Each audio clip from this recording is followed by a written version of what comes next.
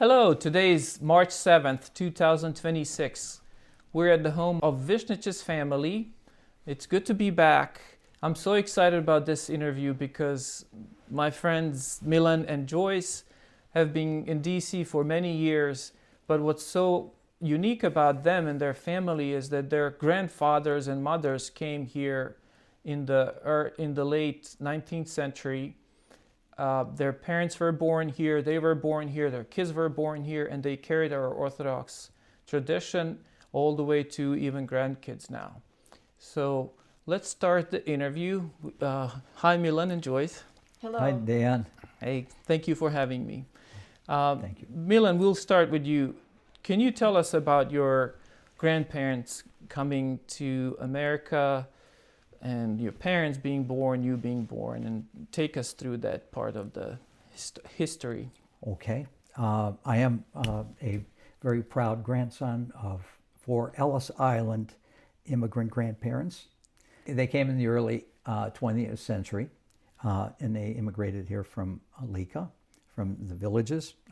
They all came from the same area, which was Gornje and Donje Dubrava in Lika.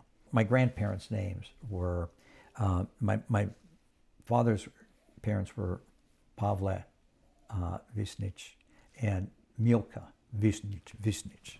Mm-hmm. Got anglicized to Visnick, as Right. my name is today. My mother's parents were Rade Mikušinović, and her mother was Simica Munjas Mikušinović. And do you remember what year they came to America? The first one started in like 1902, Mm-hmm. so it was within a few years. My dad's family went to Export, Pennsylvania, which was a small coal mining town, Mm-hmm. and his father was became a coal miner, Okay. and that's where they got their start there. My mother's parents and they married here in the United States. They didn't marry over there and come all together. Okay. So They there met were here, 4 yeah. different.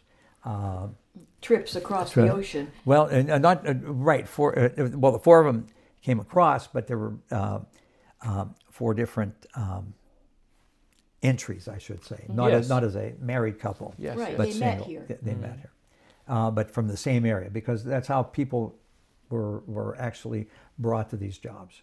Someone from a village was there, and they sent back or sent word that there were opportunities, and then this one had a sister or a brother, and they sent for them, and then families got started from there. Do you remember some of the struggles, some of the stories that they had to endure? Oh yeah, absolutely. One Easter, was it Easter or Christmas? Right in that season, right before, my dad's family lived in company housing because the coal companies had this housing, and it was a very basic housing. It had a roof and a door and some windows, and it's where they had raised their families. But there was a strike, and everybody that lived in the company housing was thrown out with their families and everything, and just dumped out on the street. That picture in my mind was vivid then. It's the same picture I see now telling you. They had it rough. It was tough, but they carried through with They it. had a lot of dignity, They did. and they didn't feel when they heard that people called them poor, they were Right. insulted. Indeed, we are not poor. Right.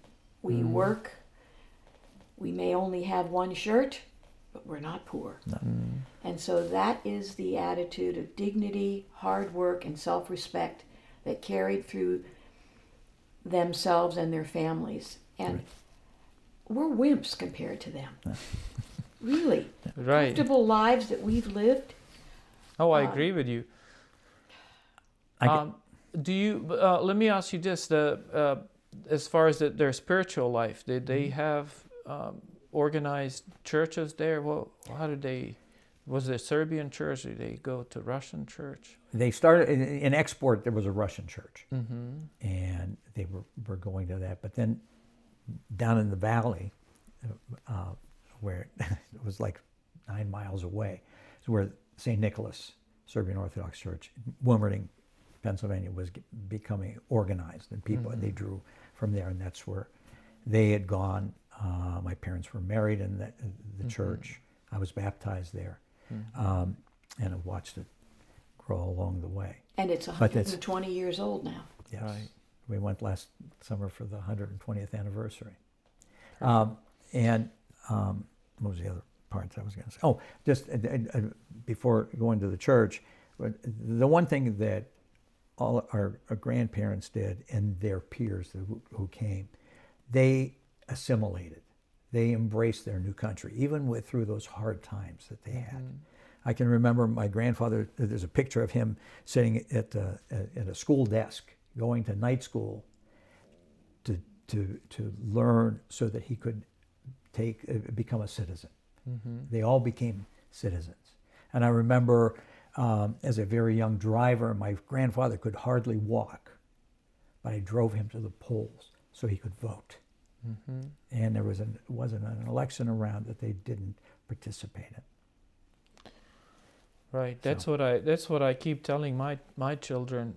At least vote. At least go and vote. Yeah. Not everybody has that right and that privilege to make a decision on their lives. It's our grandparents taught us that this country gives you freedom. You can choose. Don't waste it. Right. And with that also, I mean, the freedom. My father's uncle, my dad's my Ajedo's brother, served in the United States Marine Corps during World War I, and my father and all of his brothers served in the United States military. Two were in the Navy. My father was in the Army. Right. And felt very, very proud of them and their distinguished service.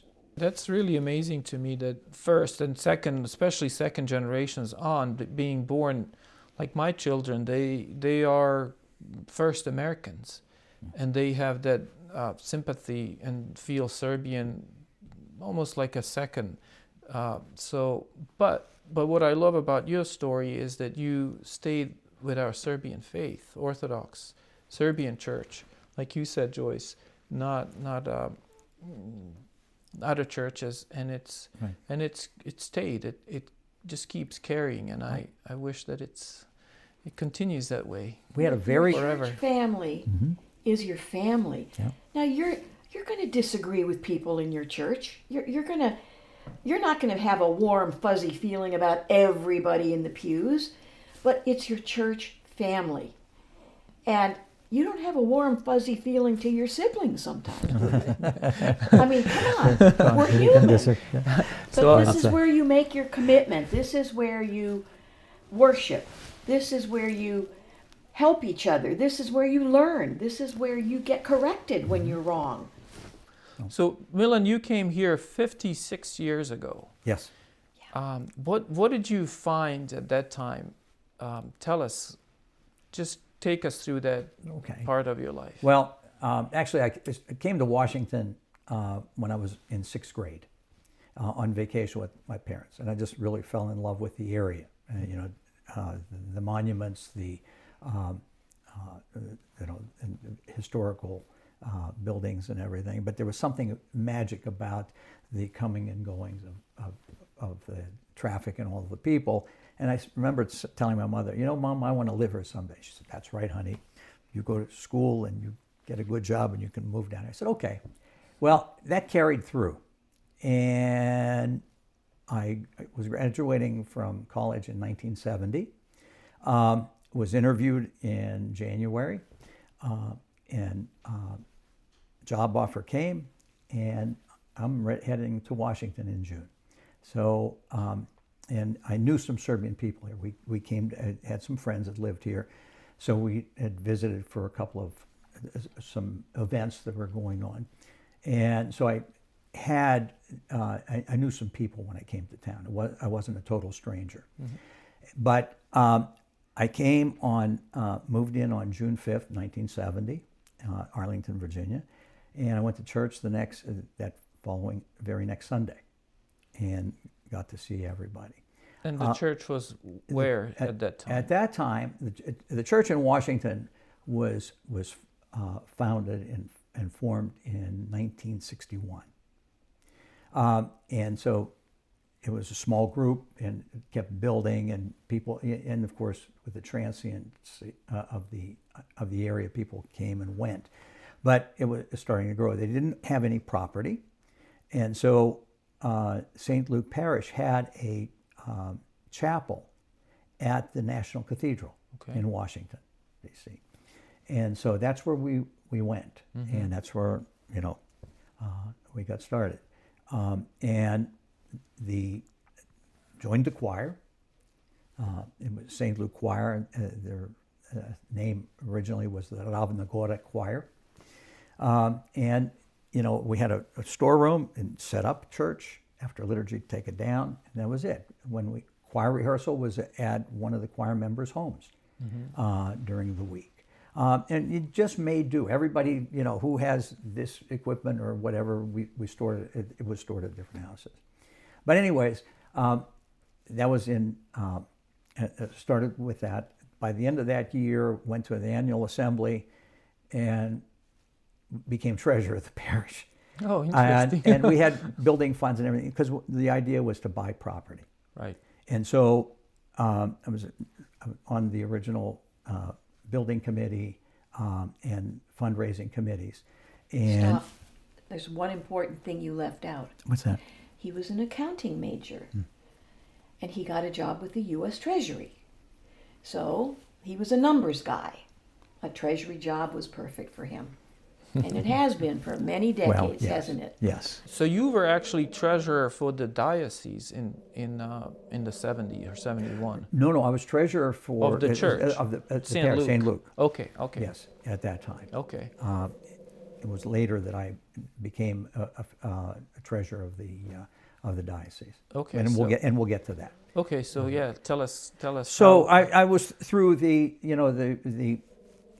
Sunday, the worshiping at the National Cathedral and everything, building, getting people to participate, sign up for building fund, make pledges and everything. And then when it was decided, we bought property in McLean, 5 very prime acres in McLean, Virginia, on Georgetown Pike. And then from there, we worked that property. It was an old farm. There was an old farmhouse. We tore it down and everything. And then we ended up building, I went through the formation and design of the Hall Chapel complex. The thinking along those lines was that we would have a hall where we would, to congregate, celebrate Slavas and all the various events.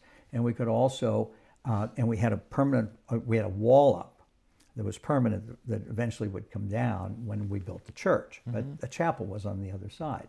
And we had the iconostas and everything. So it was our place.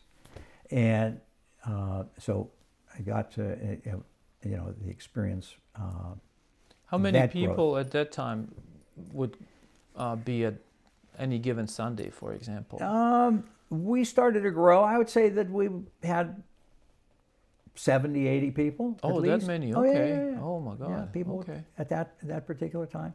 Yeah, and then of course it fluctuated when we were, at the cathedral.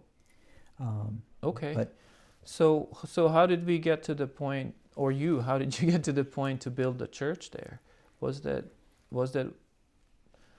I'm fuzzy with the history. Oh, so okay. tell me how. Well, it all what? went. Washington has very unique history, and so I'll get into some of that. In 1961, the church was formed and started. In 1963, it experienced the big schism in the Serbian Orthodox Church that hurt our people. Right. And there was a big division.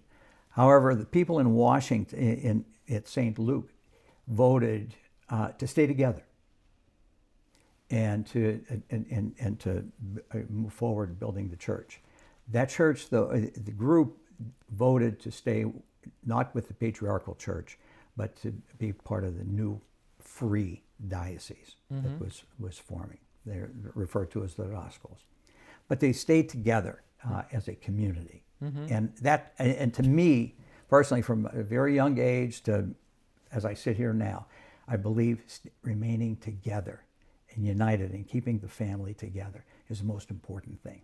And you can make changes along the way and correct errors of decisions that were made. But keeping together is really important. So anyways, that's where the Serbs were all together. Then I showed up in 1970, and then a parish did get organized on eventually on 16th Street when they bought the property. They started out also using a chapel at the Episcopal Church at Chevy Chase Circle, and then were able to buy the house on 16th Street, make the conversion, and started growing.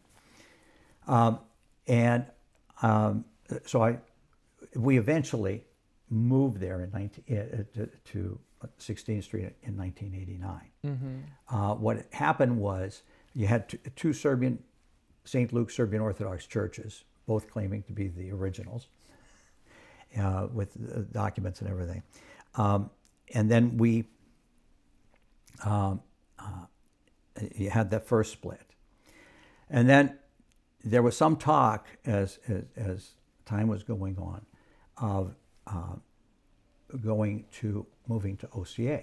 And I remember asking the priest at that time, Father Milorad Milosevic, why don't we go back to, then if recognition is so important, then why don't we go back to the Serbian Orthodox Church? And he said, oh no, we can't do that.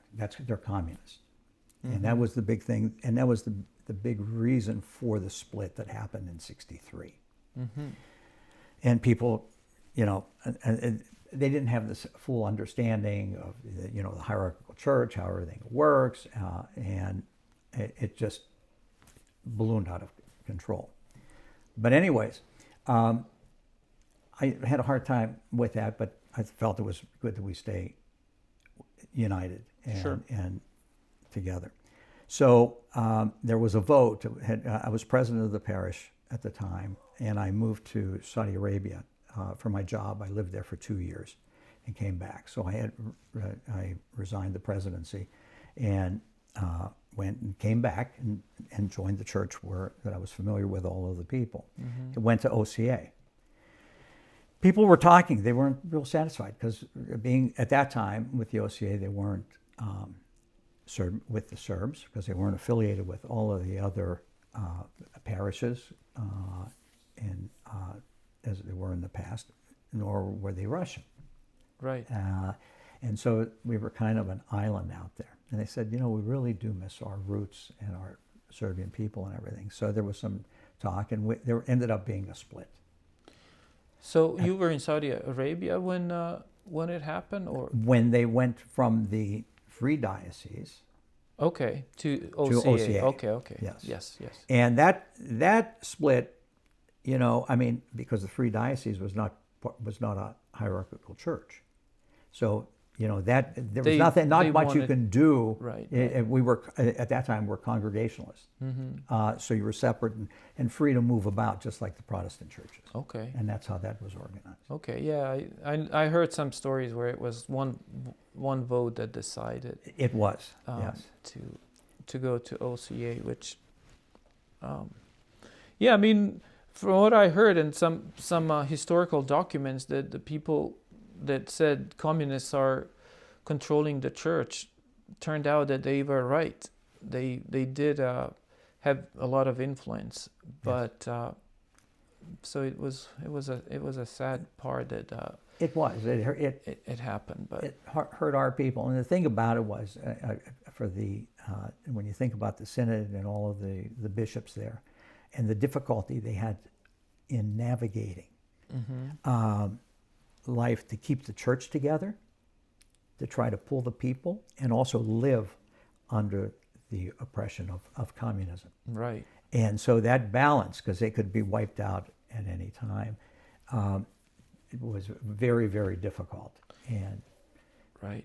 as we see now. So Milan, just clarify for me, the 16th Street church, is that church that happened in the 63, or did it happen at some other It later? happened like, I believe it was 1966, 67, 66, okay. something like in that time. And was that some families from the McLean that There were some Well, it other wasn't Serbian McLean families, at the but they time. weren't. Yeah, but the group that was with the Free Diocese, a couple of people migrated over, but not many. okay. And there were some others that came into the area that moved in and everything, and that parish started to build. Okay, okay. So, but when they had the vote to go to the OCA and lost, that group split also, because part of the one that had one vote less That's right. wanted to stay with the Free Serbian Orthodox Diocese, and then the ones that had the +1 went OCA. And So that's then the we have Gračanica group, right? that's exactly right. Okay, Yes. okay. So then you had 3 factions that Okay. were all St. Luke's Serbian Orthodox Church. Got it. Yeah, I And remember when Gračanica came, what was it, like early 2000s when they came to St. Luke, 16th Street, Potomac. Right, Yeah. right, and that was after the Zoran fall. Mić, he was the president, I think, at Correct. the time. Yes, yep, and that whole gang joined us. We went in '89 because we tried to go back. We had an annual assembly. There was a motion that was put on the floor to disaffiliate with the Orthodox Church in America and reaffiliate with the Serbian Orthodox Church, the hierarchical church. And that meeting was voided completely by the Metropolitan. And Metropolitan So- Theodosius yeah. of the OCA. so that's what and it happened there. We were trying to reconcile and convince people why we should go that way. It wasn't working out. We're actually refused communion. So Right. we And came over to We were the, kicked out. well, there was a welcome mat out exit. So we came over to 16th Street at that point, and that was in 1989 when we went.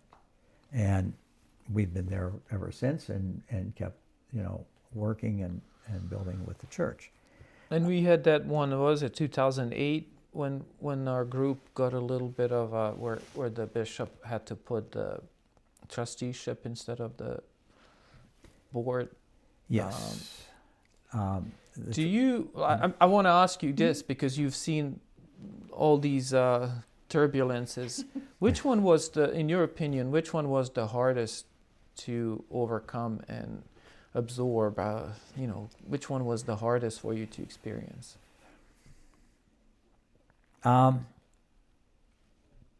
Probably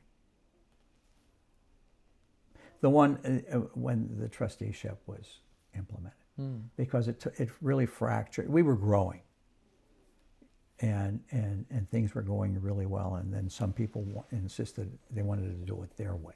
Right. And this is how it was going. And there were a number of people that were more interested in being secular than religious, and were actually looking at the church as a nonprofit, and could further interests in some of the cultural things, and which I think I personally believe are both they're vital to the Serbian community. I mean, our customs and traditions mean so much and are the foundations of our lives, but most of all, our Orthodox faith. That comes that they first, had. obviously. Absolutely, and that's where the mix-up was. And some people didn't quite understand that because they're Serbs, and that was it. And that was first, or the fact that they really didn't care. and I can't get into their heads of why they thought along. Right. But Okay. but it really hurt in trying to rebuild and bring people together For me, and to grow. For me, that was the hardest. I obviously wasn't part of any of these other things, but I just remember us being on the brink of getting the building permit after many years of struggling to get, Mm-hmm. and actually like getting the permit, and then some people getting upset about these things, and me thinking like, instead of us building the church, now we're going to go bankrupt. But that was really life-changing experience for me, because in that time where it was a recession, that the worst that I've experienced. People were starting to lose jobs. Here maybe less, but in America it was terrible. And I just said, we're splitting. There's half of us staying. I don't know if it was half, but we're splitting. We were barely able to support the church at the full capacity. Now I'm going to lose church. And I really remember even crying at the time.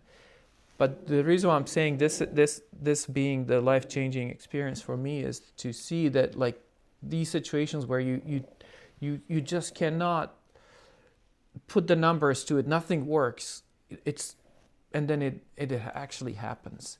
We did end up building the church, and to me, it's one of the miracles that gave me the peace of mind when you see these situations where they're not unsurmountable problems, but God can do anything He wants. Yes, He can. So as hard as the experience it was one of the best that I've had in my life. Well, that's the whole point of a church. We are a community of believers. God's in charge. Mm-hmm. And even though we think we have a little power to do this or to affect that or to make a decision here, He's really in control. Exactly. You better wake up to that, because it's true. Right. So as we continue, feel free to interject any of the testimonies, like I just did my personal, as you were going through, as you go through schools or whatever.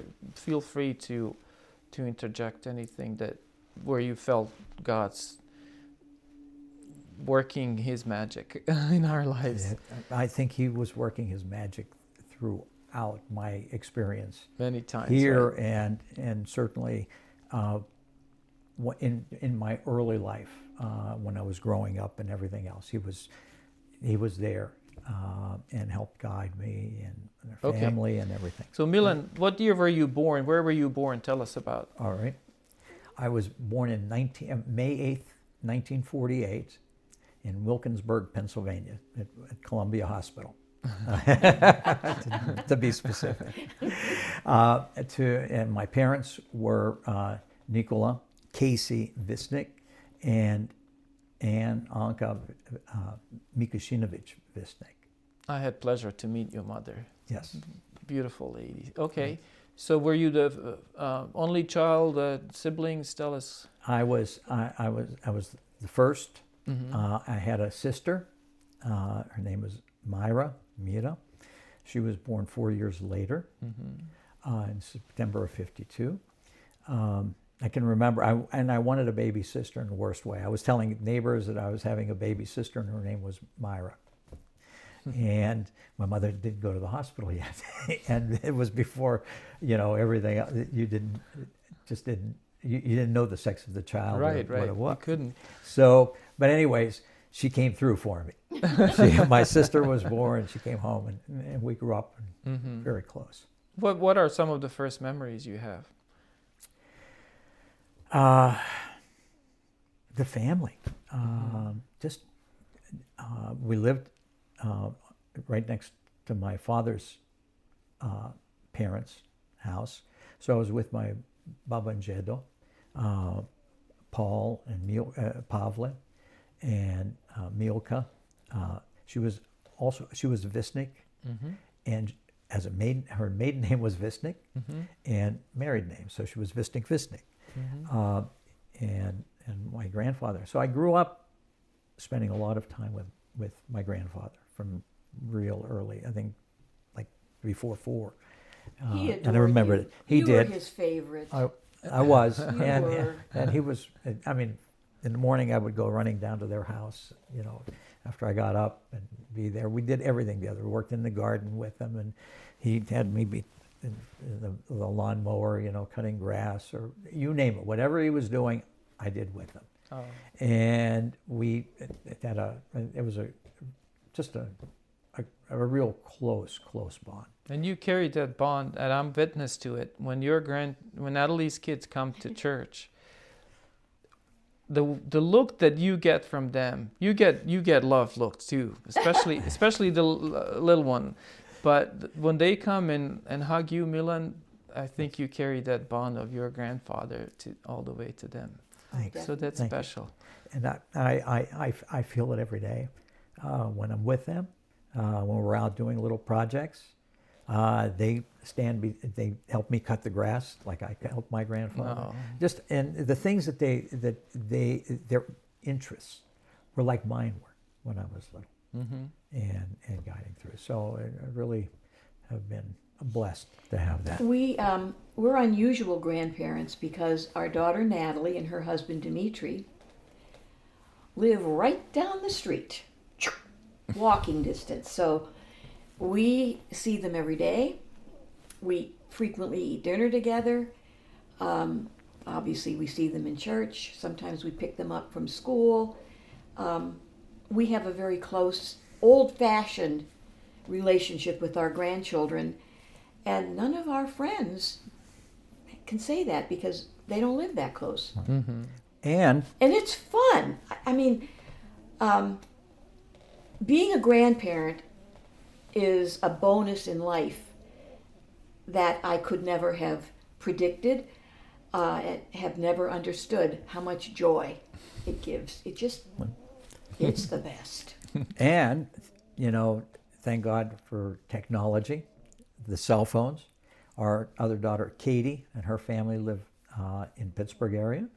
And we have 2 beautiful grandchildren, a granddaughter, Hannah, and a grandson, Nicholas, that we FaceTime with multiple times a day, the whole family. So while there are miles between us, we're still close with them. And those 2, the grandchildren, all 4 of them are close. And they can, when they hear another one's name, they want the phone. They want to talk to I them. love when Katie's here. I don't obviously see, but I'm sure that happens in Pittsburgh. But when Katie's here with her kids, how they go to Natalie as like they, you know, second mom, you know, aunt. So I love that you maintain that closeness. But you know what? It doesn't happen by accident. If you want closeness in your family, somebody has to get in the car and drive. Right. We go to Pittsburgh, we get in the car and drive. Thank God it isn't a jet ride, because that's gotten so difficult. But somebody has to travel to keep those families together. And it's worth it because there's a lot of love there and a lot of support. And life at best is hard. And when you can have a loving family to embrace you and to share things with you that are hard, that's a big bonus in life. That is a strategy for getting through the good and the bad. Absolutely. Yep. So Milan, let's go. So elementary, you, unlike Joyce, you stayed in one place, right? I did. As a matter of fact, I had my public school education from 2 buildings. I went to one elementary school, White Valley Elementary School, for the first 6 years. And the next 6 years, the junior high and high school were in the same building at Franklin Regional High School in Export, Murraysville, Pennsylvania. Okay. Any memorable events, any teachers or families that had a great influence on you at that time? Well, I'll tell you what, that's where I met my best friend in 2nd grade. He was in first grade with me too, but we became best friends on second grade, and to this day we are the best friends. I mean, that is, we were each other's best man when we were married. Our families are close, and that just continued on. And what's his name? Fran Delicio. Okay. He's half Italian and half Russian. Okay, and where does he live now? He lives in Delmont, Pennsylvania, right Okay. about 3 miles Not from the area where I grew up. Okay, so Yeah. that's nice that he stayed there.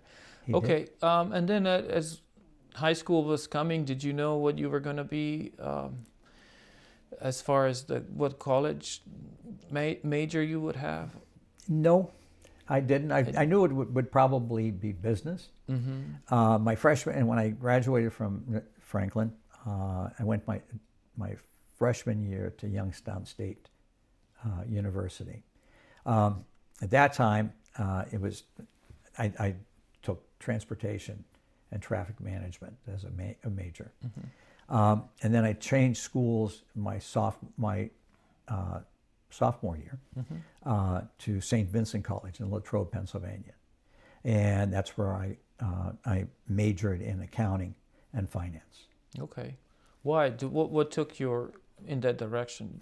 Well, the business school, you had two majors, accounting and finance.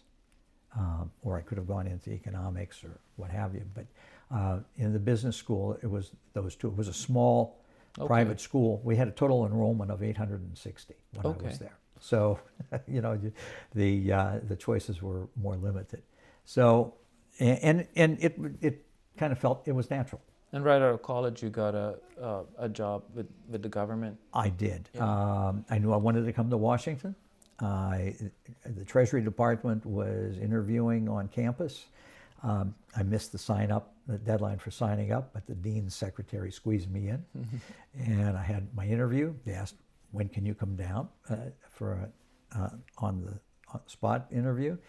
I said, well, we had an extended weekend in February. This was in January. And he said, well, can you come sooner? I said, I'll come next weekend. And he said, fine. So it was St. Sava weekend. So I spent the whole weekend. I had the interview on a Thursday, and spent the weekend, stayed for the St. Sava celebration, and then went back. And then, of course, this was before phone. You had the payphone at the end of the dorm, the hallway at the dorm, and snail mail was the way that you communicated. And there was an offer in my mailbox that Monday. Oh, nice. And to call collect with my decision, and I did. I accepted it, and that was in December. All I had to do was finish and graduate. So I graduated on May 8th of 1970 and came down in June. Nice. So did you stay with them your whole career?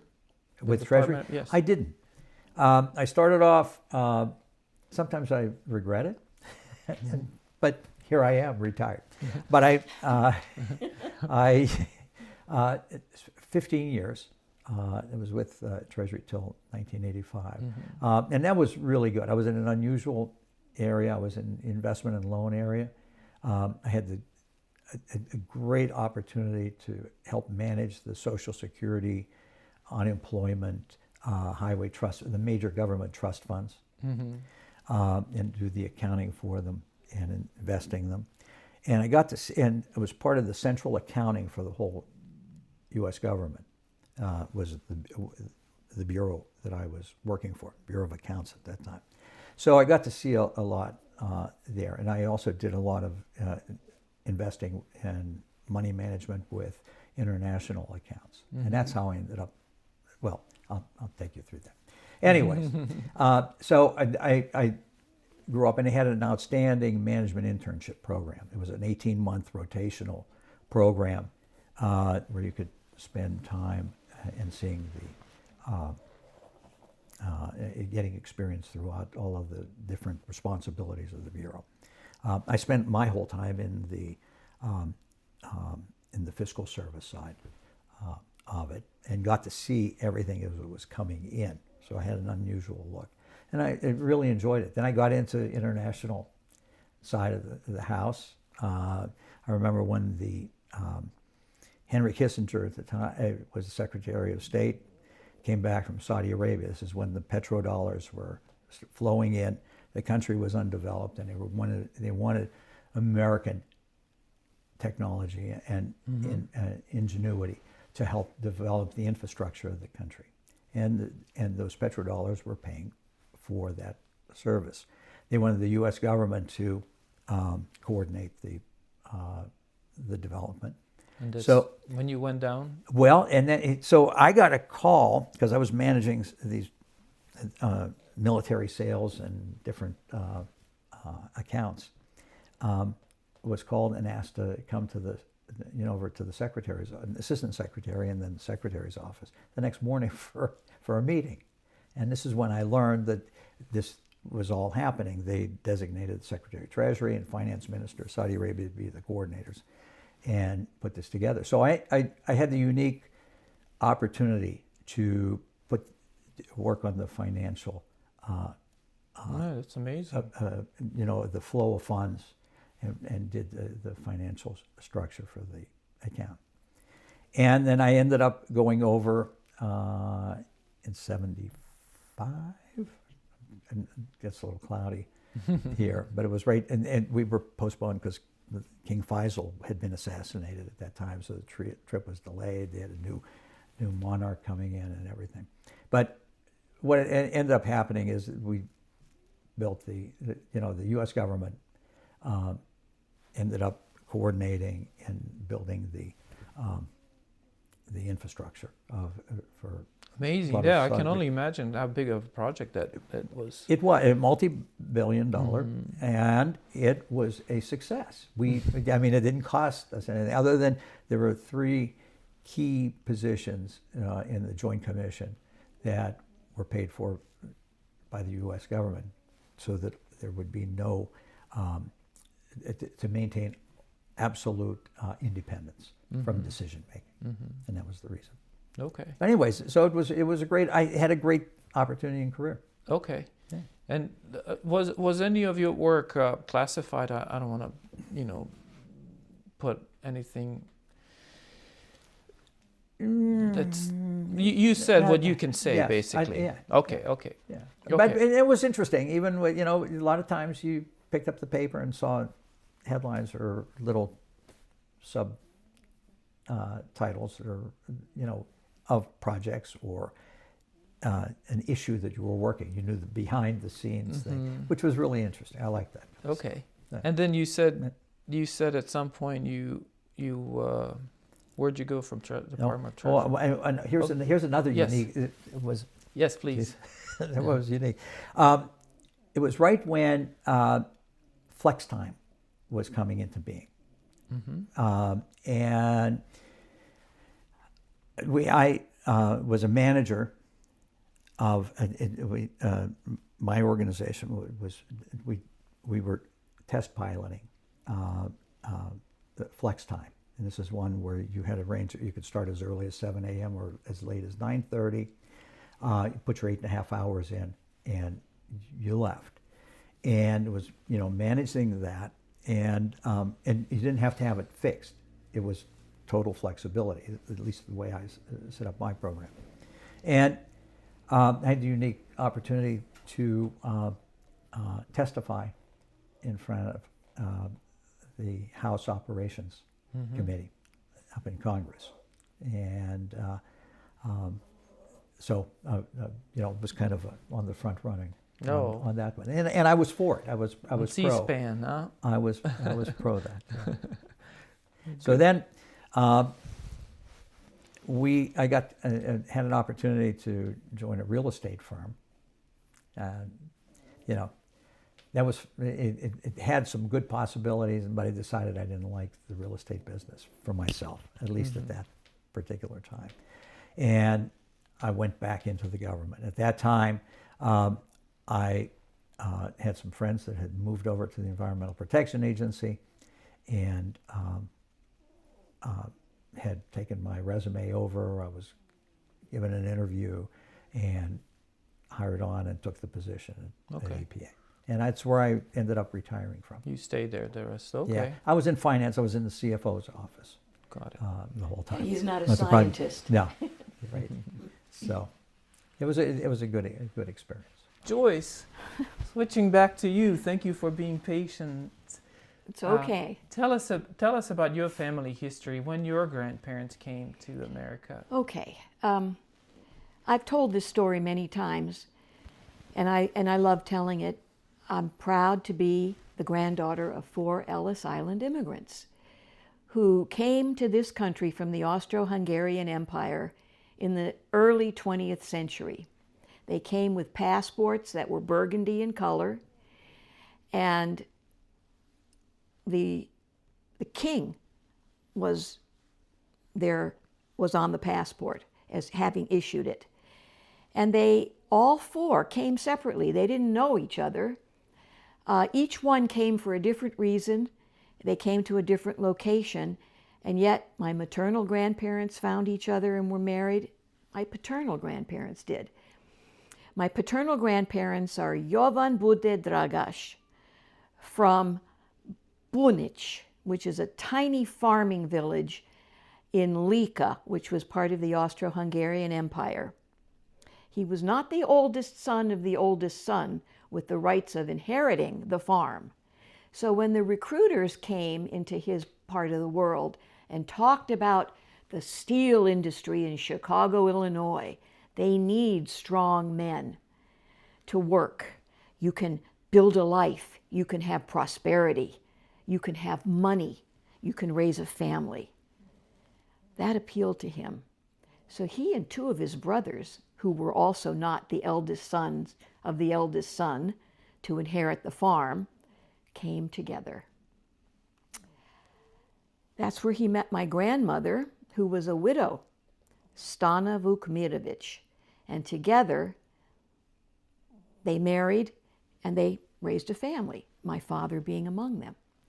My maternal grandparents were Milan Smiljanić from Prokice, which is a little town in Lika, and my grandmother, Milka Pejnović, was in Prokice, Brinje, a little town that I had the privilege of visiting in 1976.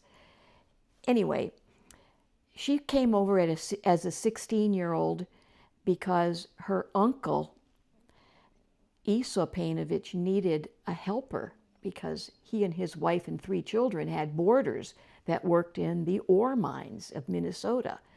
And Milka, being a young, adventurous, impulsive, ADD teenager, that's what we would call her today. But then she was just a girl with dreams. She came. A ship card was sent to her free, and she sailed across the Atlantic Ocean. And when she saw the Statue of Liberty in New York Harbor, she threw her chest of clothes and belongings over because she knew that the streets were paved with gold here in America and that she was going to have a wonderful life. Nothing to do with farms, nothing to do with hard labor. Boy, was she in for a rude awakening. But anyway, I love that woman. And I picked her brain often about what her life was like and why she came here and what she would do differently. And she made the mistake once of saying, well, if I could do it over again, I would just have 2 children because 7 children was a lot of work. And I said, okay, so which 2 would you keep and which 5 would you get rid of? She says, let me change that. I'm not changing anything. I just want you kids, my grandchildren, to get an education, work hard, and make your dreams come true. I said, Grandma, what dreams did you have that didn't come true? She said, I always wanted to play the piano, but we didn't have a piano. But I love piano music. And I felt a little sad because I played the piano. And there, I have a piano right over there. But, you know, that's what heaven is for. Someday in heaven, when we have all of eternity, she's going to learn how to play. Great. Yeah. I had such a wonderful grandma. I'd like to be that kind of grandma for my kids. Oh, you are, Joyce. So, Joyce, what year were you born? And Well, I was born during World War II. My father was deployed at the time. My mother was living with her parents in Chisholm, Minnesota, and she was pregnant with me, and I was born in 1945. And my father got the telegram from the United States Red Cross, "Congratulations, your daughter Joyce was born." And he felt sad. He told me that he wasn't there, but my grandparents were there, and they loved me, and they took really good care of me and my mother. And then when I was 9 months old, my father, the war was over, he came and got us, moved us to Chicago, where my sister was born. And we grew up in the church, the Serbian Orthodox Church of St. Archangel Michael. And there was a whole gang of baby boomer kids there. Oh, so many kids. And it was wonderful. Hundreds of children in St. Archangel Michael. Not so many now because we don't have a baby boom anymore, but those kids are still hanging on to their Orthodox faith, their Serbian culture, their family connections, and they live all over, not just in Chicago. Some live in Pittsburgh, some live in LA. And this is how the Serbian community in the diaspora has functioned. Those of us who still love our faith and our culture hang on to it and perpetuate it and hope that our children will also find it valuable. And no matter where we go, he and I met at a Serbian golf tournament. I encourage you to go to the golf tournaments, go to the choir festivals, go to the bowling tournaments, go to the soccer tournaments, meet other Serbs.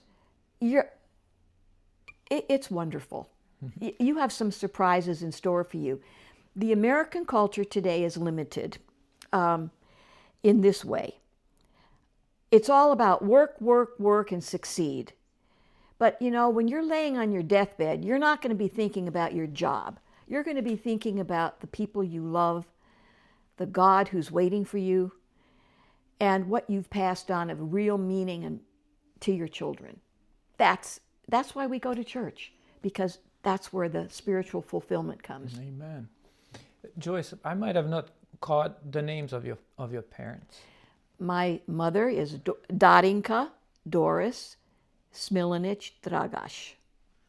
And my father is Nikola Jovan Dragaš. And he was in the United States Air Force. So you moved a lot. His career moved us all over the world. What were some of the places you went? Well, after Chicago, when my sister was born, my father was called into active duty again after World War II, and we were moved to Oklahoma because there was a base there. And my father was going to be redeployed, and he was sent to Japan. So again, my mother, my sister, and I moved to Chisholm, Minnesota, because my grandparents were our safe place. Mm-hmm. Dad was in Japan, and in 1952, we were allowed to join him. So my mother, my sister, and I got on a ship, the USS Gaffney.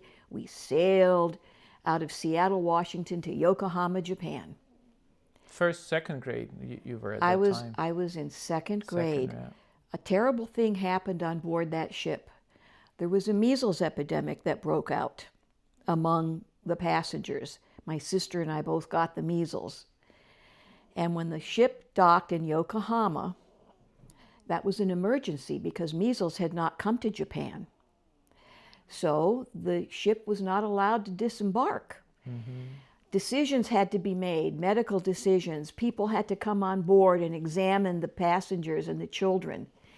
And a decision was made by the U.S. military that we could get off the ship, we had to get in cars, and we had to go into housing that was quarantined. So we moved to Johnson Air Force Base in a house, and there was a big skull and crossbone on our door with yellow tape. Quarantine, measles. And the only people that were allowed in our house were people who had measles, who had had measles. Right. My father had measles as a kid, my mother, and all the other visitors that came to our home had measles. I had measles, I got chicken pox, I had whooping cough, I had mumps. My children got none of that because they were immunized. Okay, so Japan, is that, obviously, Oh, some yes. of these things are from that. You see those foo dogs on that second shelf? Those are valuable Japanese antiques. The books that came there. When my mother lived in Japan, she was fascinated with the art and with the Eastern style of coloring and sculpture. And the United States government issued every soldier in Japan a literal bushel of yen. And the orders were, spend that yen on the Japanese economy. It wouldn't spend in the PX, but you go on in Japan and you buy whatever you want. My mother bought that art, and in the cabinet over there, there were some other valuable vases. My father bought microscopes because the Japanese technology for microscopes and cameras were the world's best. He bought that cameras and microscopes. My mother got art. So their bushel of yen went by fast. What about after Japan? Where did After you guys Japan, move? we were assigned to Washington, D.C. We lived in Arlington, Virginia for 4 years. And then my father got orders to go to Wiesbaden, Germany. By this time, we were young teenagers. What an adventure that was. I never knew that my mother hated all these deployments. She always had a smile on her face and said, we're going to have another adventure, this time Wiesbaden, Germany. Oh, okay.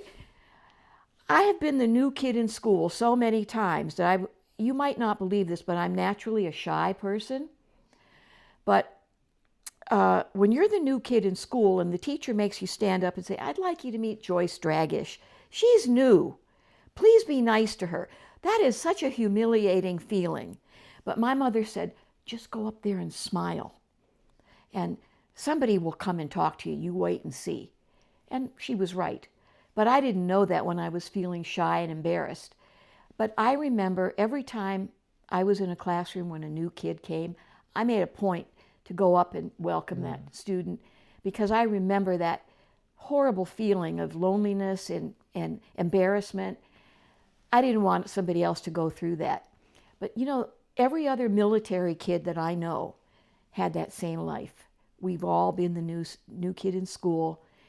And when I meet another person who grew up in the Army, Navy, Air Force, Marine, or Coast Guard as a kid, we all know about that. We all go to these exotic places, Japan, Germany. We went, my mother and father took every opportunity to travel. They went to Yugoslavia in 1958 to reconnect with their parents' roots. We weren't allowed to go there. It was considered an unsafe trip for dependents, but they were allowed to go. My father had to register and have permission and had to give a full accounting to his officer, commanding officer, as to where they went, because Yugoslavia was a communist country and it was considered dangerous. My father met his relatives. He went into the town of Dragaš, which is in Metohija. He met other Dragaš relatives who were Muslim, and they talked about what happened when the Serbs that didn't want to be Muslim left. That was the Dragaš family I come from. They moved to the Krajina region rather than give up their Orthodox faith. But the Muslims that stayed behind say, oh, we still celebrate Sveti Jovan, that's our Slava. He said, we really aren't Muslim in faith. We're really Orthodox. So there we have it. I heard those stories, and I'll just validate you. I switched schools when I was 5th grade. And that whole year, was the hardest year of my life. You were new. Didn't know one person, literally one person. Yeah. And it was so hard. The hardest year of my life. I went through the war in Bosnia. I went through immigrating to America, and not like your grandparents, but you had to do it several times. So I can only imagine how it went. When you're forced to change, you become flexible whether you want to or not. That's survival. But when you grow up in a small town like you did, he had a very different life from me. Even though we're similar in our Serbian pasts, socially, he grew up in a small town. I grew up, people say, where are you from? I say, I'm from everywhere. What do you mean? Well, here's what I mean. But so after Germany, did you finish high school there? Or? No. No? My father was transferred to Michigan, and his job there was to coordinate all of the weekend soldiers, so to speak, in the state of Michigan. And I graduated high school in East Grand Rapids, Michigan. I spent my junior and senior years there. And so I affiliate with 2 high schools, the high school in Wiesbaden, Germany, and the high school in East Grand Rapids, Michigan. Also on a side, Priscilla Beaulieu, was my classmate in Germany. And in 2011, she invited the class of 1963 to Graceland for a reunion. Boy, did we show up for her. We had a private tour of the mansion, of all the buildings. The museum was closed. We ate there. We walked around Elvis's pink Cadillac. We stayed at the Heartbreak Hotel. Yes, the Heartbreak Hotel. They had the old television sets with old movies and his life. We learned all about him. He grew up poor. He was a twin. His twin died at birth. He lived. Anyway, we got the full story. So, I mean, that's a part of my life that very few people know about. I met a lot of famous people in my life. And I have had a wonderful life. You know, I hope that God gives me more years because I have some plans in mind. But I'm not going to complain. I've had a great life. I have not had the hardships that my grandparents had to live through. And even my parents, to a large part. I've had a life of quite a bit of privilege. I mean, I worked hard for my college degrees. Nobody gave me that. But in terms of the hardships of life, I was spared that. My parents grew up during the Depression, and they didn't want that kind of deprivation for their children. And, you know, we gave our children a prosperous life. But, you know, that's a two-edged sword. With prosperity and good health and long life comes the risk of getting comfortable, thinking you don't need God. What a mistake. You need God whether you're rich and famous and prosperous or whether you're poor and miserable. Because this life is temporary. Eternity, something to look forward to. Amen. But I will never give up my God, and I hope that I have the strength that if it comes to, you know, martyrdom, like all over the world now, Christians are being persecuted. It hasn't happened here yet. God willing, it won't. But we have to pray for our fellow Christians who are being persecuted. They're being slaughtered because they refuse to give up Christ. Will I have the boldness if it comes to that?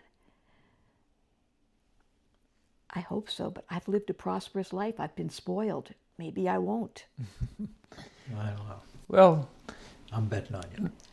I don't know. I would bet on you too, Joyce. Yes. Hey, Joyce, so where'd you finish college? How did you meet Milan? Let's cover that important I graduated high school. I went to Michigan State University. I graduated Michigan State University with a degree in speech and hearing science. Started out as a theater major.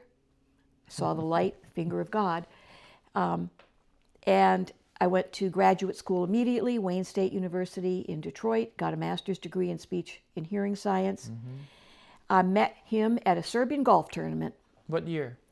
1970 something. 71. 70 something. 71. And my life didn't include him. So at that time where were you living at that time? I was living in, where was I in 1970? New Jersey? No, I don't think you were in New Jersey yet. You were still in Detroit. Detroit? Getting your master's? No, I had finished that. And right after we met, you moved to New Jersey. Yes. Okay. So you were dating a little bit long distance? No. He was engaged to somebody else. I had somebody, we just met. Okay. We met at the Serbian golf tournament. And my mother fell in love with him. He said to my father, she said to my father, Milan, what a wonderful man he is. I would love it if he could be in our family. And that was and enough then but when we married, my mother was already gone. She'd already departed this life. Oh. She'd have been the happiest mother of the bride. And What year did you get married? 82. Okay. 1982, and that's when my life really changed, because I had spent the most of my adult life being a career woman. I didn't want to be a mother. Oh no, because I that just was. I wanted to be me. Emancipated, huh? I was emancipated. I was liberated. I wanted to be me, and I wanted the fur coats and the trips and that was until I met him. And then in 1982, my life changed, my attitude changed, my motivation changed, and I became a stay-at-home mom. And then when my father moved in with us, he said, honey, you ought to go back to work. You've got this beautiful education and this great career started. You need to go back to work. I'll be here with the kids. Put them on the school bus. So that's what happened. Oh, that's nice.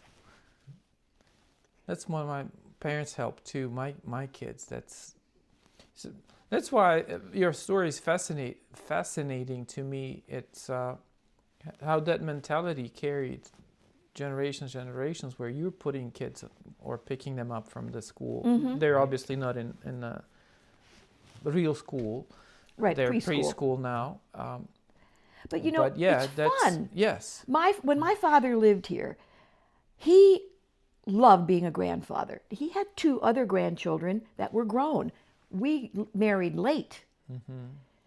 When Natalie, when Katie was born, I was an elderly 39, and when I gave birth to Natalie, I was a very elderly 41, almost a geriatric pregnancy.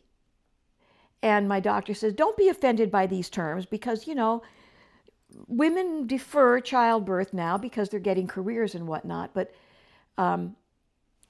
we had a family the old-fashioned way. I didn't need medical intervention, mm-hmm. Thank God.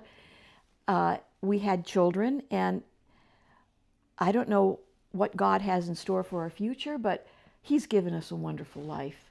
He really has. I had a very different motivation when I met him and married him, and we've made a life together. We have a marriage that's been 43 years. We fight. We disagree on things. He has a different brain than I do. We think differently, but we agree on the things that are truly important.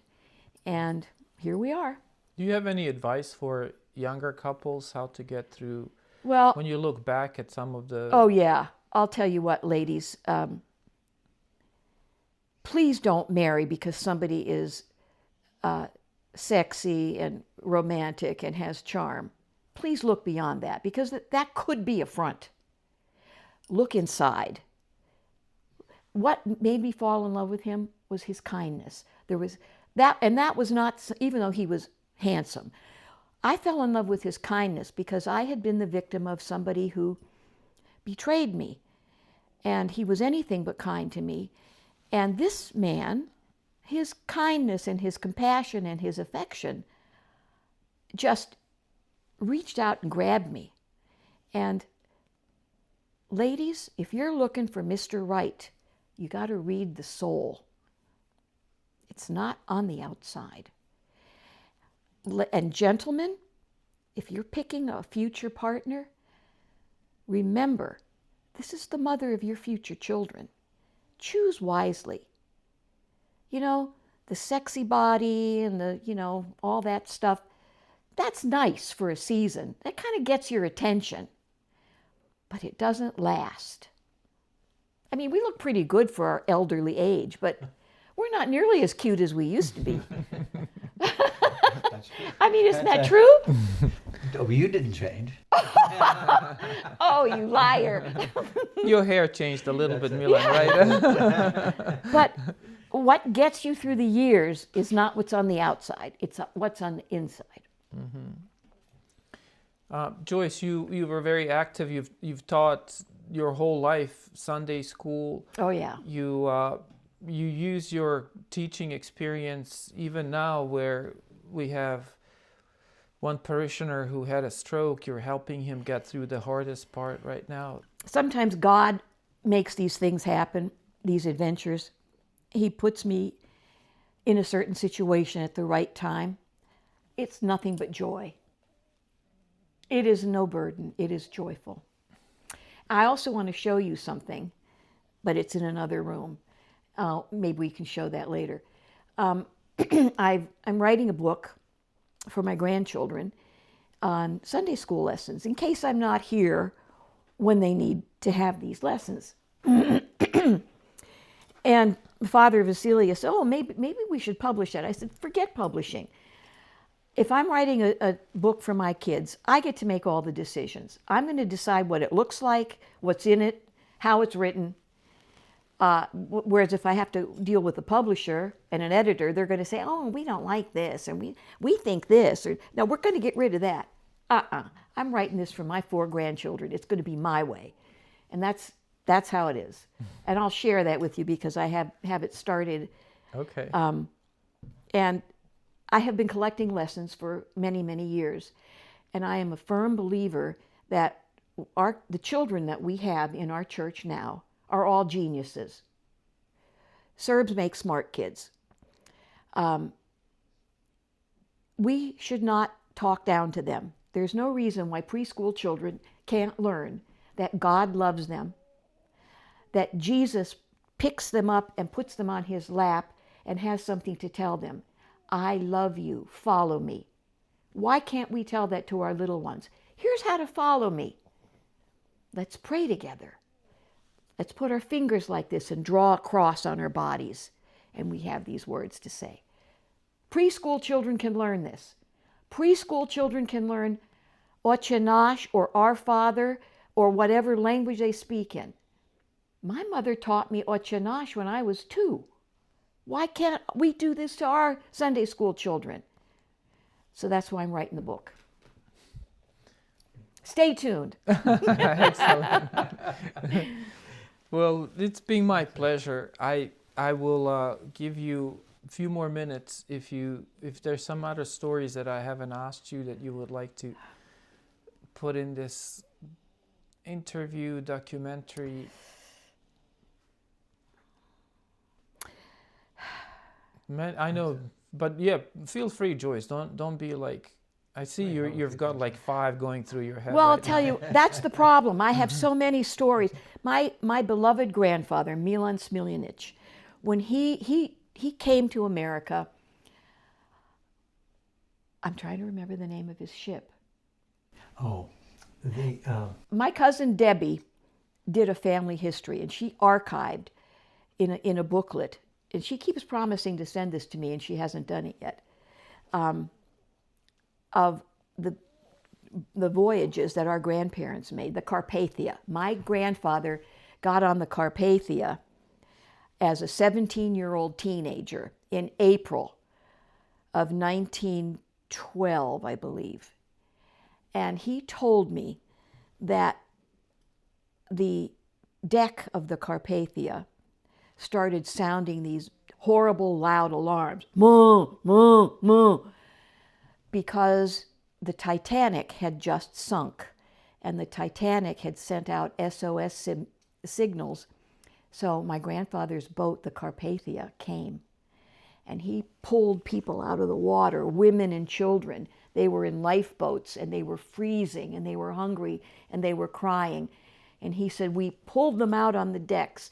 Somebody else wrapped them in blankets. Somebody brought them soup. He said all the young men were given that job to rescue these people. And, you know, we had to stop. It slowed us up on our journey to get to New York, but we did it.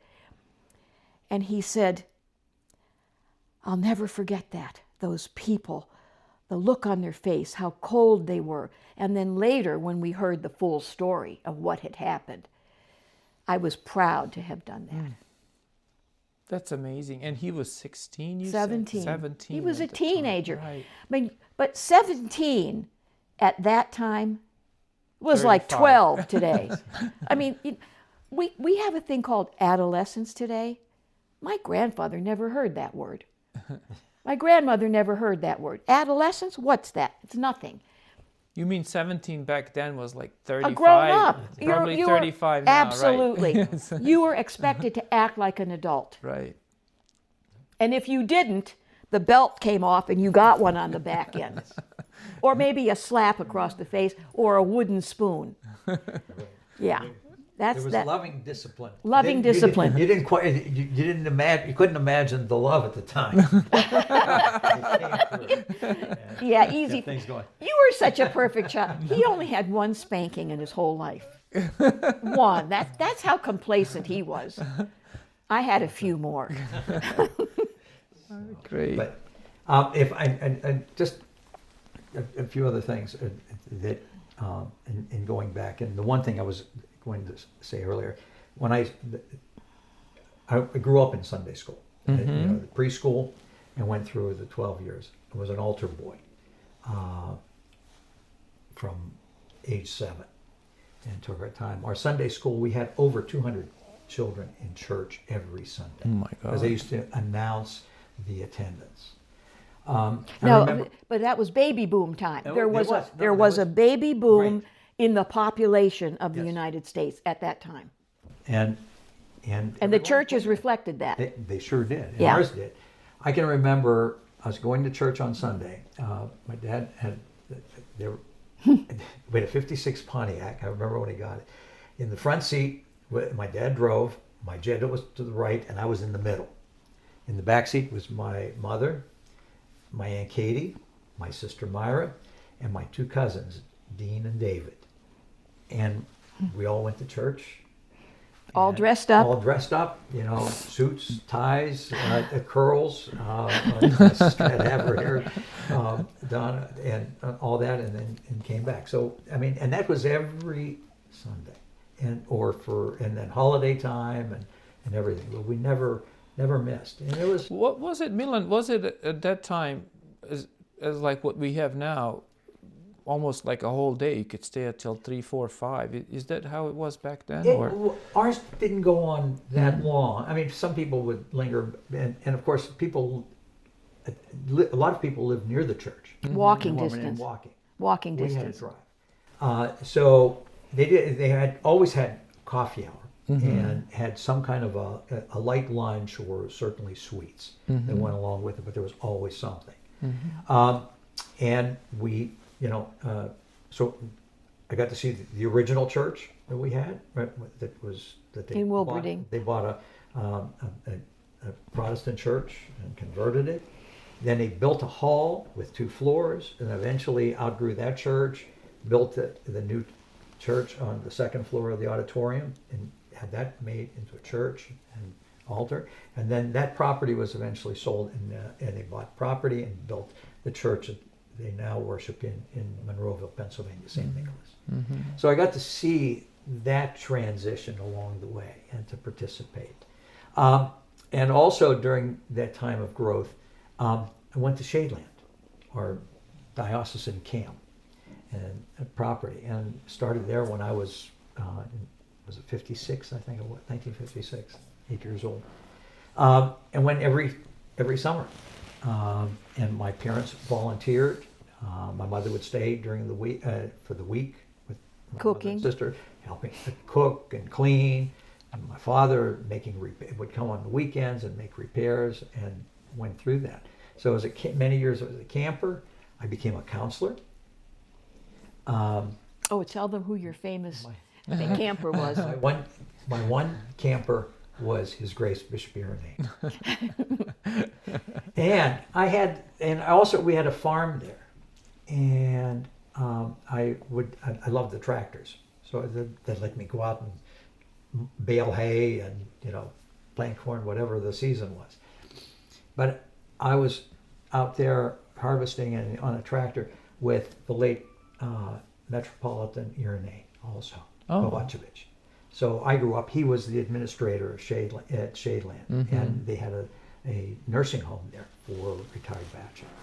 So I had a chance to see. And one of the priests that was in charge of our weekly program is the late Metropolitan Christopher, Father Chris. He was a young parish priest in Pittsburgh, Pennsylvania at the time. So, And Father Chris was a priest in Chicago and was my parish priest. And when my mother passed away, it was he who officiated at her funeral and comforted us when she died.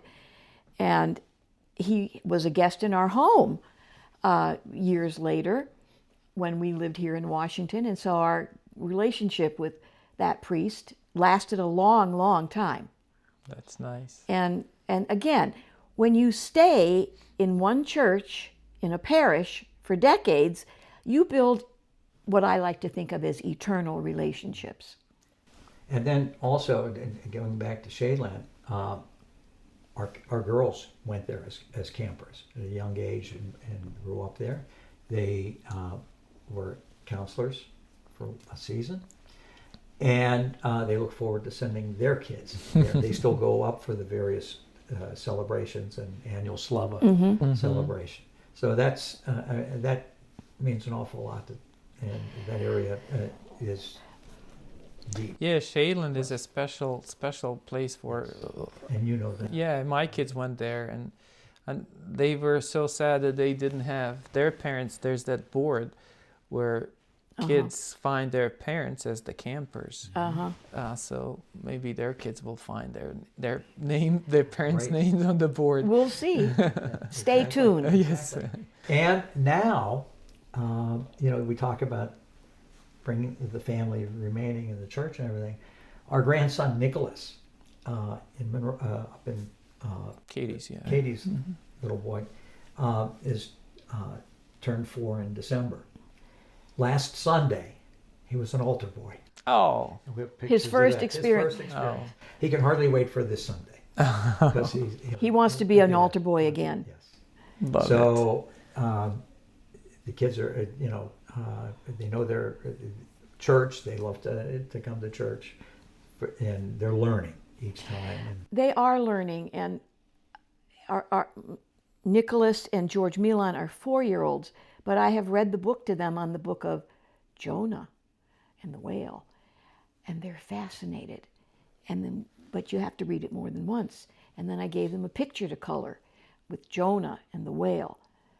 They're 4.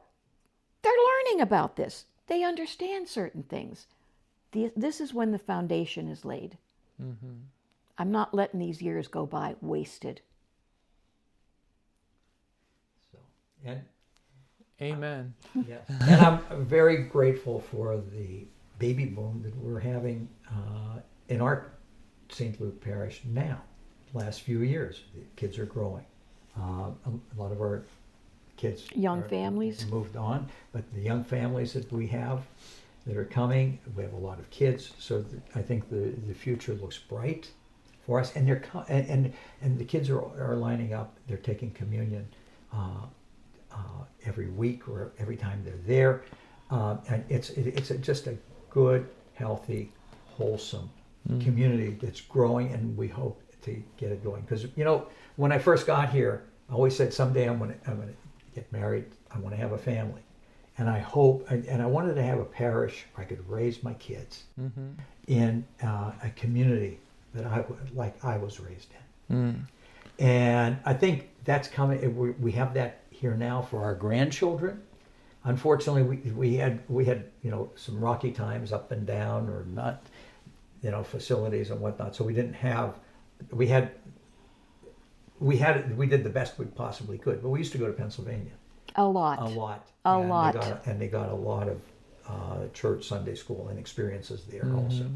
But our grandchildren have a community that's my church. That's right. And they're happy to be there, and they'll And you've contributed, just for the record, you guys contributed.